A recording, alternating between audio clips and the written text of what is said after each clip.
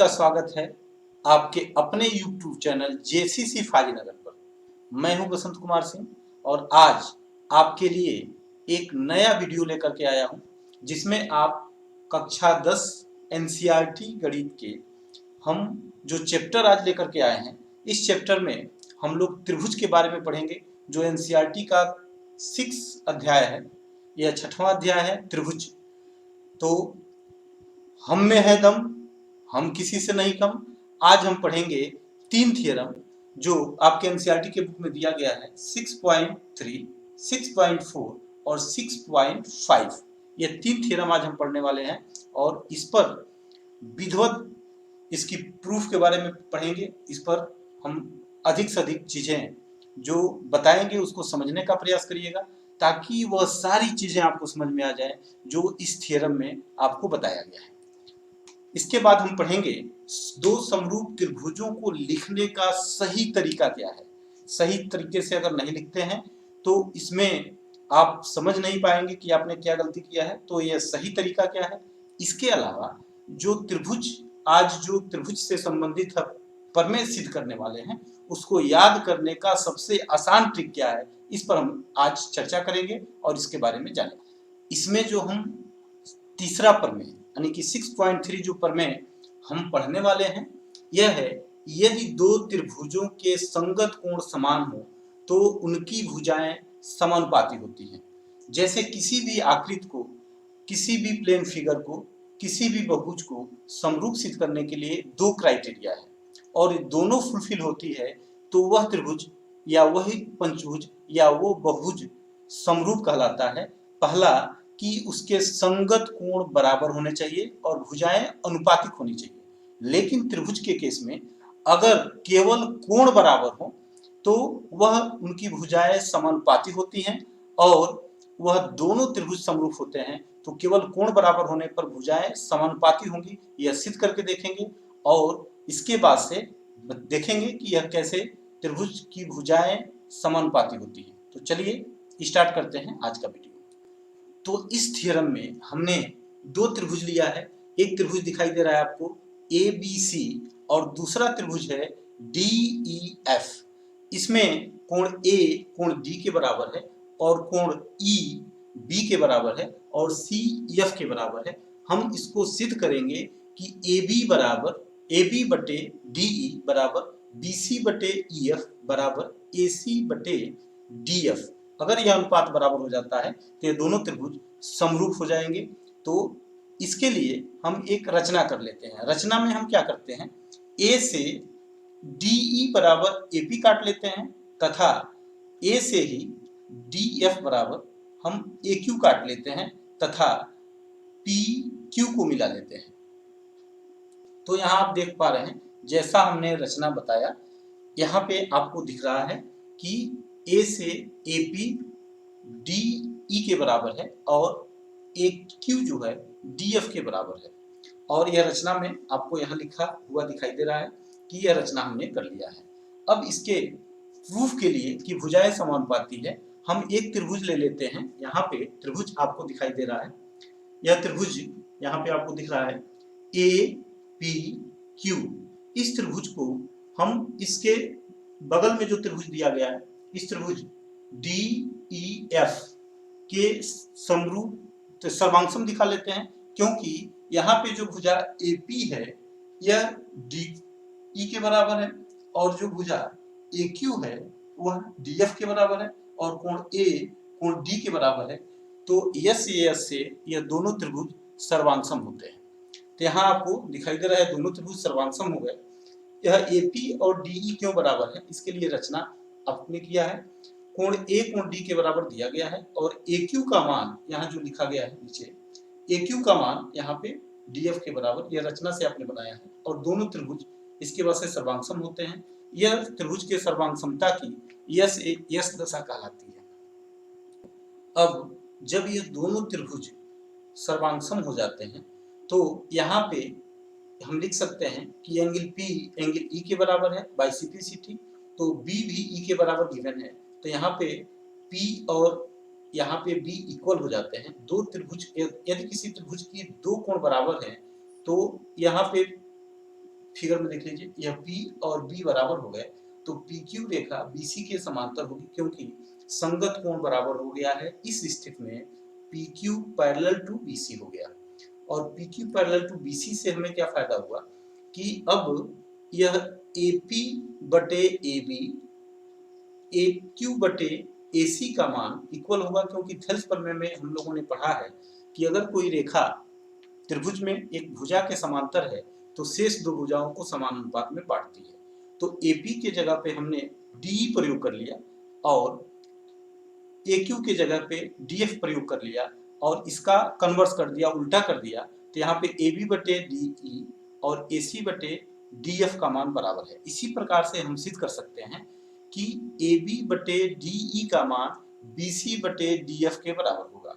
तो समीकरण 1 और 2 से आप देख पा रहे हैं कि AB अपान DE BC बटे DF, और यहाँ पे BC और DF बराबर है, और यहाँ पे AC बटे DF, यह मान आपस में बराबर हो गए। तो चूंकि कोण बराबर दिया गया था और भुजाएं समानुपाती हो गई तो दोनों क्राइटेरिया पूरा हो गया, इसलिए यह दोनों त्रिभुज समरूप होते हैं और ABC समरूप त्रिभुज DEF लिखा गया है। अब इसके बाद हम पढ़ेंगे प्रमेय 4 यानी कि 6.4, यह चौथा प्रमेय है इस चैप्टर का त्रिभुज का। इसमें लिखा गया है यदि दो त्रिभुजों की संगत भुजाएं समानुपाती हैं तो वे त्रिभुज समान कोणिक होते हैं तथा दोनों त्रिभुज समरूप होते हैं। तो आपने देखा जो प्रमेय आपने इसके पहले पढ़ा उसमें कोण बराबर था, आप भुजाएं समानुपाती दिखा रहे थे। अब इसमें भुजाएं समानुपाती हैं और कोण आपको बराबर दिखाना है, और यह दोनों क्राइटेरिया पूरे होने पर यह दोनों त्रिभुज क्या होंगे, समरूप होंगे। तो चलिए हम यहाँ पे एक फिगर ले लेते हैं, त्रिभुज ABC और त्रिभुज DEF। यहाँ पे आपको फिगर में यहाँ दिख रहा है ABC और DEF।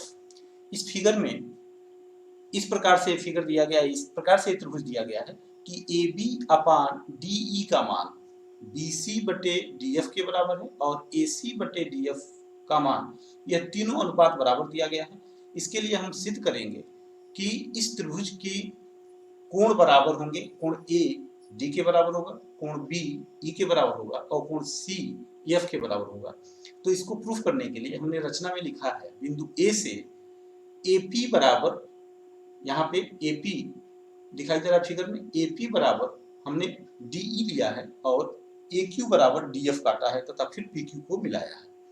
अब इसको प्रूफ करने के लिए हमने यहाँ पे यह मान लिया कि AB और DE का मान AC और DF के मान के यह गिवन था, इसको हमने उल्टा कर दिया। यहाँ पे हमने DE की जगह पे AP प्रयोग कर लिया और जहाँ DF था वहाँ पे AQ हमने प्रयोग कर लिया है, और उसके बाद से इसको उल्टा करने पर आ रहा है AP बटे, यह दूसरा स्टेप जो आप यहाँ दिखाई दे रहा है, इसके बगल में यहाँ पे हमने इसको उल्टा कर दिया है। तो AP बटे AB is equal to AQ बटे यहाँ पे AC लिखा गया है। अब चूंकि यह अनुपात बराबर है, फिगर में AP बटे AB का मान यहाँ पे AQ बटे AC के मान के बराबर है, तो यहाँ फिर से थेल्स थ्योरम लगाते हैं और इससे यह प्रूफ हो जाता है कि जो PQ रेखा है BC के समांतर है, इसलिए कोण P और B बराबर होंगे और कोण Q कोण C के बराबर होगा। तो यह त्रिभुज जो लिखा गया है APQ और ABC, AA समरूपता से इसके पहले पढ़ चुके हैं कि त्रिभुज के तीनों कोण बराबर होने पर त्रिभुज समरूप होते हैं, क्योंकि भुजाएं अनुपातिक होती है। तो केवल दो कोण बराबर हो जाए तब भी त्रिभुज समरूप हो जाएगा, और जब समरूप हो गया तो AP बटे यहाँ लिखा गया है AB और PQ बटे BC का मान भी आपस में बराबर होगा। AP की जगह पे हमने यूज कर लिया DE बटे AB और PQ बटे BC यूज कर लिया, परंतु ये दिया गया था कि AB का मान और AB अपान DE का मान BC बटे DF के बराबर है, और इसका मान हमने D उल्टा करने पर आएगा, यह इन्वर्स कर लिया तो इसका उल्टा हो जाएगा DE बटे AB और EF बटे BC का मान, यह समीकरण नंबर 2 लिखा गया है। समीकरण नंबर 1 को देखिए, इसका यह मान, समीकरण नंबर 1 का यह मान और समीकरण नंबर 2 का यह मान, यह दोनों बराबर है। लेफ्ट साइड के दोनों मान बराबर हैं तो राइट साइड के भी मान आपस में बराबर होंगे, और उसके बाद से यह दोनों मान बराबर हैं तो क्या मिला कि पी क्यू बटे बी सी का मान ई एफ बटे बी सी के बराबर हो गया। बी सी से बी सी कैंसिल होने के बाद से पी क्यू ई एफ के बराबर है। तो इस त्रिभुज के तीनों भुजाएं यानी कि ए पी और ए पी का मान डी के बराबर है, ए क्यू का मान डी एफ के बराबर है और पी क्यू का मान ई एफ के बराबर है। तो ये दोनों त्रिभुज सर्वांग हो गए। यह कहलाता है यस यस यस सर्वांग समता। तीनों भुजाएं अलग अलग बराबर हैं तो त्रिभुज सर्वांग हो गया। इसलिए कोण ए बराबर कोण डी, कोण बी बराबर कोण पी और पी का मान ई के बराबर है और सी बराबर क्यू है और क्यू का मान एफ के बराबर है। तो भुजाएं समानुपाती थी तो कोण भी बराबर हो गया और इससे सिद्ध होता है कि ये दोनों त्रिभुज समरूप हैं। तो इसलिए यहाँ पे लिखेंगे त्रिभुज की भुजा जो दी गई है ए बी सी यह समरूप हो गया डी ई एफ के। तो यह आपने पढ़ा कि चौथा प्रमेय हम किस तरह से सिद्ध करते हैं। अब हम पांचवा प्रमेय पढ़ेंगे। यह कहा गया है कि यदि दो त्रिभुजों के संगत भुजाओं का एक युग्म समानुपाती हो तथा उन भुजाओं के युग्मों द्वारा अंतरित कोण बराबर हो तो वे त्रिभुज समरूप होते हैं। यहाँ फिगर पे ध्यान दीजिए, इसमें ए बी का और डी ई का अनुपात, ए बी और डी ई का अनुपात ए सी और डी एफ के अनुपात के बराबर है और एंगल ए एंगल डी के बराबर है। तो हमें यह सिद्ध करना है कि इस दशा में भी यह दोनों त्रिभुज समरूप होते हैं। यह आज का पांचवा प्रमेय है और हमने कहा कि आज हम लोग तीन प्रमेय पढ़ेंगे जो 6.3, 6.4 और 6.5 है। तो यह आज का अंतिम प्रमेय है। तो चलिए देखते हैं, लिखा है यहाँ पे गिवन में कि हमने यहाँ पे लिखा है त्रिभुज ए बी सी और डी ई एफ में A B upon D E का मान ए सी बटे डी एफ के बराबर है और कोण ए कोण डी के बराबर है, यह दिया गया है। अब हमको यह सिद्ध करना है कि यह दोनों त्रिभुज समरूप हैं। इसके लिए भी हमने A P is equal to D E काटा है और ए क्यू बराबर डी एफ काटा है तथा पी क्यू को मिलाया गया। अब इसको प्रूफ करने के लिए जो हमने उत्पत्ति लिखा है त्रिभुज, यहाँ देख लीजिए ए पी क्यू ऊपर वाला त्रिभुज है और एक त्रिभुज है डी ई एफ में ए पी बराबर डी ई रचना से हमने लिखा है, कोण ए कोण डी के बराबर दिया गया है और ए क्यू बराबर डी एफ ये भी रचना से हमने बराबर काटा है।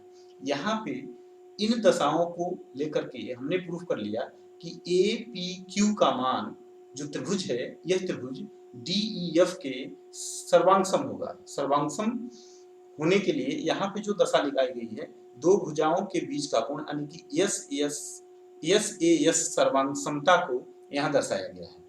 अब यह जब सर्वांगसम हो गए तो इसमें जो अगला पार्ट हमने लिखा है कि कोण ए और कोण डी यहाँ पे बराबर हैं और यह डी पी किसके बराबर है, ई के बराबर है और कोण बी एफ के बराबर। क्योंकि अगर त्रिभुज सर्वांगसम है तो इनके संगत भुजाएं संगत कोण भी बराबर होते हैं। पी यहाँ पे ई के बराबर है और क्यू एफ के बराबर है।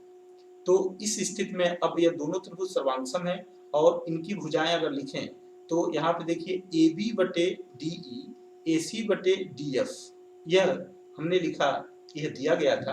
अब डी ई की जगह पे हमने ए पी प्रयोग कर लिया है और यहाँ पे जो डी एफ लिखा गया था इसके जगह पे हमने ए क्यू प्रयोग कर लिया है। यहाँ पे ए पी और यहाँ पे ए क्यू। अब इसको देखने के बाद से यहाँ पे देखिए ए बी और ए पी का रेशियो यहाँ ए सी और ए क्यू के रेशियो के बराबर है। इस स्थिति में भी यह भुजा इस भुजा के समांतर होगी क्योंकि थेल्स प्रमेय से अनुपात बराबर है। तो इसके कन्वर्स से हम लिख सकते हैं कि ये भुजाएं पी क्यू और बी सी समांतर होंगी। थेल्स प्रमेय का यह विलोम प्रमेय कहलाता है। अब जब यह दोनों त्रिभुज की भुजाएं समांतर हो गई तो यहाँ पे अब लिख सकते हैं कि P किसके बराबर है, B के, और Q किसके बराबर है, C के बराबर है।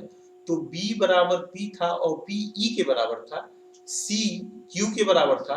यहाँ पे देखिए C Q के बराबर था और Q इस F के बराबर था क्योंकि ये दोनों त्रिभुज सर्वांगसम पहले ही सिद्ध कर चुके हैं। तो इस त्रिभुज के भी तीनों कोण बराबर हो गए, इसलिए यह दोनों त्रिभुज समरूप होंगे। ए बी सी समरूप त्रिभुज यह हो गया डी ई एफ। तो हमें आशा है कि यह तीनों प्रमेय आप समझेंगे और इसको नोट करेंगे, और नोट करने के बाद से आप इसको जरूर तैयार करिएंगे। परीक्षा की दृष्टि से बहुत महत्वपूर्ण है और आप इसको विधिवत 1 बार 2 बार साल करके प्रैक्टिस कर लेंगे। अब जैसा कि हमने शुरू में ही कहा था कि त्रिभुज समरूप हैं, यह लिखते समय बहुत बड़ी गलती हो जाती है। किसी भी तरह से इस त्रिभुजों को नहीं लिखा जा सकता। लिखने के लिए क्रम का ध्यान देंगे। अगर कोण ए, यहाँ फिगर में देख लीजिए, यहाँ पे कोण ए बी के बराबर है और ए डी के बराबर है और बी ई के बराबर है और सी एफ के बराबर है।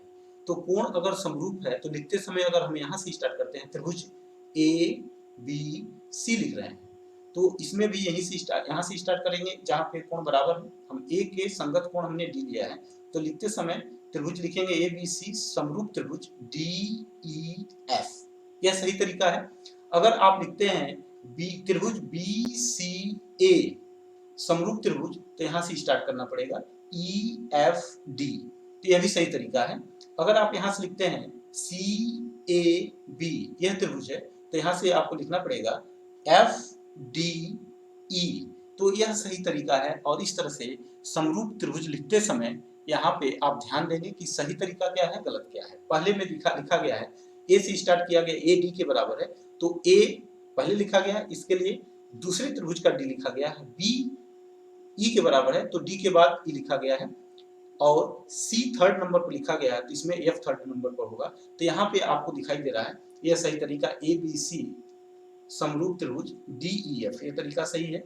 अगर ए सी बी आप इधर से लिखना शुरू करते हैं इस तरह से क्लॉकवाइज, तो इसमें भी क्या लिखेंगे, क्लॉकवाइज लिखेंगे। इसका भी नाम जैसे आप लिख रहे हैं ए सी बी, तो इसमें भी आप लिखेंगे D E D F E, तो यह दो तरीका आपको बता दिया गया। इसके बाद से अगर बी सी ए लिखते हैं तो ई एफ डी, यह सही तरीका है, जबकि यहाँ पे दो गलत तरीका प्रयोग किया गया है। तो जब भी दो त्रिभुज समरूप लिखते हैं तो इसके क्रम का विशेष ध्यान रखेंगे। अब जैसा कि हमने आपसे कहा था कि त्रिभुज के जो 3 प्रमेय आपको बताए गए हैं उसको याद करने का तरीका क्या है। इसमें आप यह याद करेंगे कि एक त्रिभुज के तीनों कोण के जगह पे 2 कोण भी प्रयोग कर लें, 2 कोण आप समरूप दिखा देते हैं तो यह दोनों त्रिभुज समरूप होते हैं, भुजाएं दिखाने की जरूरत नहीं है। इसलिए प्रमेय का जो तीसरा प्रमेय हमने अभी इसके पहले देखा था, इसमें आप लिखेंगे कोण कोण समरूपता, शॉर्ट फॉर्म में ए समरूपता भी आप लिख सकते हैं या ए समरूपता लिख सकते हैं। तीनों कोण के जगह पे 2 कोण का प्रयोग करेंगे। तो चलिए इस प्रमेय को याद करते हैं। ए या कोण कोण कोण के जगह पे केवल ए समरूपता आप याद कर सकते हैं। जो दूसरा प्रमेय था इसमें आपने देखा कि इसकी तीनों भुजाएं समानुपाती हैं, तो तीनों भुजाओं को हम लिख सकते हैं भुजा भुजा भुजा समरूपता या यस यस यस समरूपता। यह शॉर्ट में याद रखेंगे कि अगर किसी त्रिभुज के तीनों भुजाएं अनुपातिक हों तो वो त्रिभुज समरूप होते हैं। इसके अलावा जो तीसरा प्रमेय आपने पढ़ा उसको शॉर्ट में याद करने का तरीका क्या है, भुजा कोण भुजा समरूपता। यदि एक त्रिभुज के 2 भुजाएं और उनके बीच का कोण दूसरे त्रिभुज की 2 भुजाएं और उनके बीच के कोण के भुजाएं समानुपाती हो और उनके बीच के कोण बराबर हो, तब भी यह दोनों त्रिभुज समरूप होते हैं। तो यहाँ पे आपको यह तीनों प्रमेय याद करने का एक छोटा सा ट्रिक है, आप इसको याद रखेंगे। पहले को ए समरूपता, दूसरे को एस समरूपता और तीसरे को एस समरूपता। तो हमें आशा है कि यह वीडियो आपको पसंद आया होगा। आप इस चैनल पर नए हैं तो इसको सब्सक्राइब जरूर करिएगा, और अगर ये वीडियो अच्छा लगे तो इसका कमेंट करिएगा और अधिक से अधिक बच्चों को शेयर करिएगा ताकि इसका लाभ अन्य बच्चों को मिल सके। पूरा वीडियो देखने के लिए बहुत बहुत धन्यवाद। जय हिंद।